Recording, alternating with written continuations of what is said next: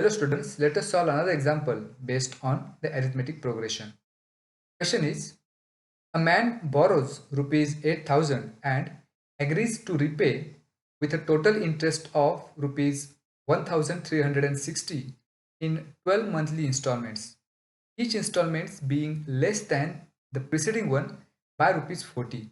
Find the amount of first and the last installment. So in this question, a man borrows rupees 8,000 and he has to repay rupees 1,360 more along with rupees 8,000, and he has to repay the amount in 12 monthly installments. And here one condition is given that each installment is less than the previous one by rupees 40. So we have to find the amount of the first installment and the last installment. Firstly, we should calculate how much amount a man has to repay.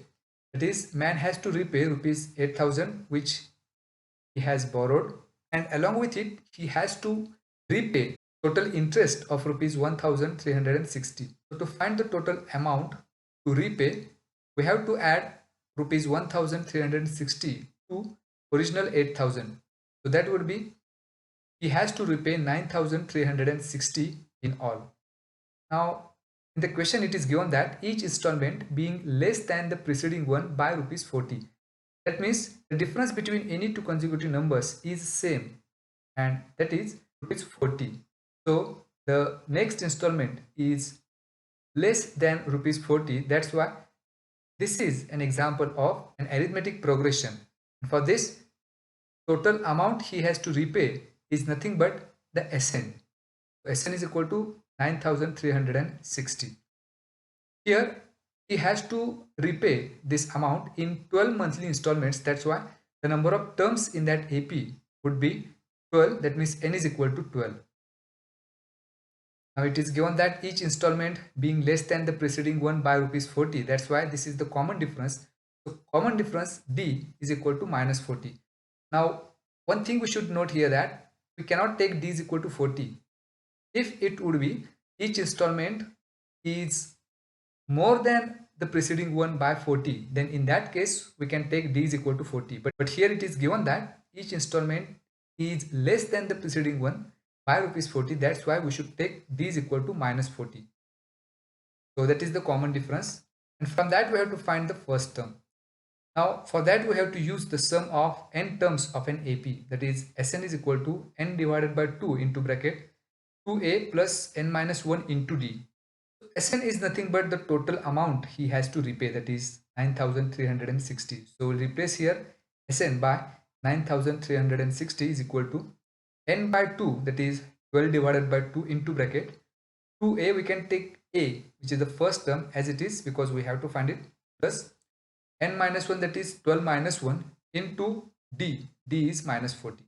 If we simplify further, we get 9,360 is equal to 12 divided by 2, that's 6 into bracket 2a plus 12 minus 1, that's 11 into minus 40. So 9,360 is equal to 6 into bracket 2a plus minus product would be minus 11 into 40, that's 440. If we take 6 to the left hand side, it will be in the denominator. To get 9,360 divided by 6 is equal to 2a minus 440 as it is.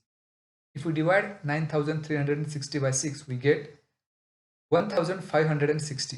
And if we take minus 440 to the left hand side, it will become plus 440, that is equal to 2a on the right hand side.